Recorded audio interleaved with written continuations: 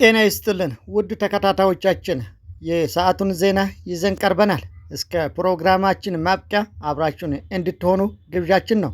ለአሁኑ የያዝነውን ዜና እንደሚከተለው እናቀርባለን። አሜሪካና እስራኤል ኢራን ላይ የከፈቱት ጦርነት ከአውሮፓ ሀገራት ጋር ያላቸውን ግንኙነት እያሻከረ ነው። ብዙ ሀገሮች ጦርነቱን በጽኑ ተቃውሞታል። ማንንም ሳያማክሩ የጀመሩት ጦርነት ከጀመሩት በኋላ ኑና እርዱን ብሎ ጥሪ ቢያቀርቡም ብዙ ሀገሮች የተደረገላቸውን ጥሪ ውድቅ አድርገዋል። እንደውም ብዙ ሀገሮች ጦርነቱን በመቃወም ወደ እርምጃም የገቡ አሉ።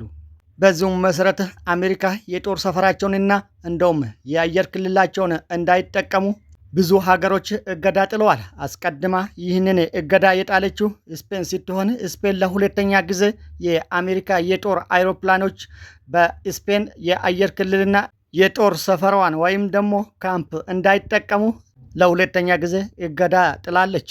ጣሊያን፣ ፈረንሳይና ጀርመን ይህንን ጦርነት አይመለከተንም በማለት በጦርነቱ እንደማይሳተፉ ካረጋገጡ በኋላ ጣሊያን በሲሲሊ የሚገኘውን የጦር ሰፈሯን አሜሪካ እንዳትጠቀም ከልክላለች። ፕሬዝዳንት ዶናልድ ትራምፕ የኔቶ አባል ሀገራትን ባለስልጣናት ፈሪዎች ናችሁ ብሎ ክፉኛ መወረፋቸው ይታወሳል። ደጋግሞ ደግሞ የዩኬን ጠቅላይ ሚኒስትር ክፉኛ የወቀሱ ሲሆን የዩኬው ጠቅላይ ሚኒስትር ኪር ስታርመርም ለፕሬዝዳንት ዶናልድ ትራምፕ ወቀሳም መልስ ሰጥቷል። በመልሱም ምንም ያህል ወቀሳና ጭቅጭቅ ቢበዛም ወደ ጦርነቱ አንገባም በማለት እቅጩን ተናግሯል። ፈረንሳይም በተመሳሳይ መንገድ አሜሪካ የጦር ሰፈራዋንና የአየር ክልሏን ለኢራን ጦርነት እንዳትጠቀም ፈረንሳይ እገዳ አስቀምጣለች። ይህ የአውሮፓ ሀገሮች እምብታ አሜሪካንና እስራኤልን ክፉኛ አበሳጭተዋል። ይህንኑ መሰረት በማድረግ እስራኤል ከፈረንሳይ ጋር ያላትን ሁሉንም የመከላከያ ንግድ አቋርጣለች። የእስራኤል መከላከያ ሚኒስትር ከፈረንሳይ የሚደረጉ የመከላከያ ግዢዎችን ሙሉ በሙሉ ማገዱን እና ነባር ውሎችን ማቋረጡን አስታውቋል። ይህ ውሳኔ የተወሰነው ፈረንሳይ ለእስራኤል ወታደራዊ አቅርቦቶች የጫኑ የአሜሪካ አውሮፕላኖች በአየር ክልሏ እንዳያልፉ ማገዷን ተከትሎ የመጣ ነው ተብለዋል። ቀጣዩ ዜና አሜሪካ፣ እስራኤልና ኢራን የተለያዩ እና የሚጋጩ እንዲሁም ዓለምን የሚያወዛግቡ መግለጫዎችን እየሰጡ ነው በማለት ብዙዎቹ ወቀሳቸውን እያሰሙ ነው። እነዚህ አካላት ዛሬም በየፊናቸው መግለጫ ሰጥቷል። ፕሬዝዳንት ዶናልድ ትራምፕ አሜሪካ ከ2 እስከ 3 ሳምንት ባለው ጊዜ ውስጥ ጦሯን ከኢራን እንደምታስወጣ አስታውቀዋል። ይህ ውሳኔ ምን ያህል እውነት ነው በማለት ብዙዎቹ በጥርጣሬ አይን ተመልክቶታል። እውነት ጦርነቱን ለማስወጣት ነው ወይስ ስልታዊ ማዘናጊያ ነው ሲሉ ሀሳብ የሰጡበትም አሉ። የእስራኤል ጠቅላይ ሚኒስትር ቤንያሚን ኔታንያሁ ከእስራኤል በሰጠው መግለጫ ትንሽ ግርምታን የፈጠረም ይመስላል።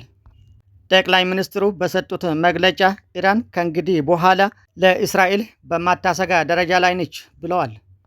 ኢራን ከእንግዲህ በኋላ ለእስራኤል ሕልውና አስጊ አይደለችም።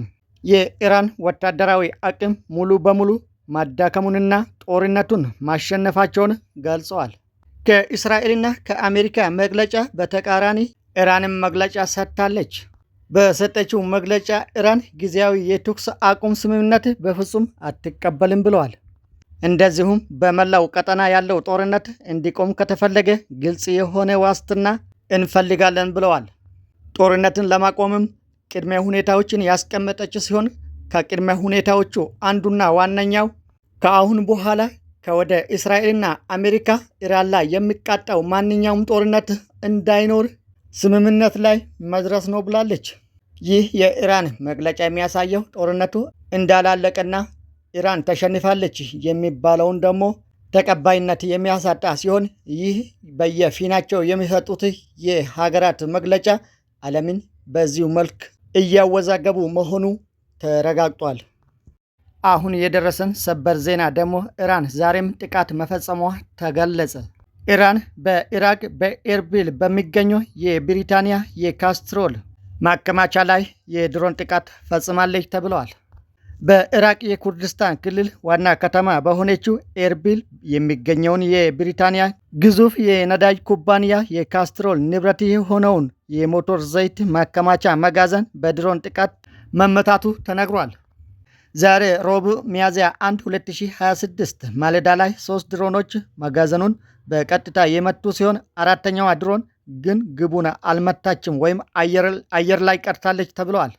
ጥቃቱን ተከትሎ ከፍተኛ የቃጠሎ አደጋ ተከስቷል። በመጋዘኑ ውስጥ የነበሩ የሞተር ዘይቶችና ሌሎች የሎጂስቲክ ቁሳቁሶች ሙሉ በሙሉ የወደሙ ሲሆን የደረሰውን የንብረቱ ውድመት በሚሊዮኖች የሚቆጠሩ ዶላር እንደሚገመት የኤርቢል አስተዳደር አስታውቀዋል።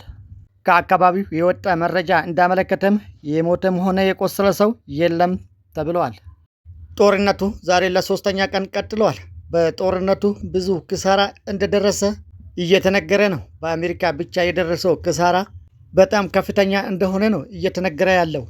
የአሜሪካ እጅግ ዘመናዊ የጦር መሳሪያዎች በኢራን ሚሳኤሎች እንደወደሙባት ተገልጿል። ባለፉት ጥቂት ሳምንታት ብቻ በአሜሪካና በኢራን መካከል የተቀሰቀሰው ጦርነት ለአሜሪካ መከላከያ ሚኒስቴር እጅግ አስደንጋጭ የገንዘብና የቁሳቁስ ኪሳራ እያስከተለ መሆኑ እየተነገረ ይገኛል።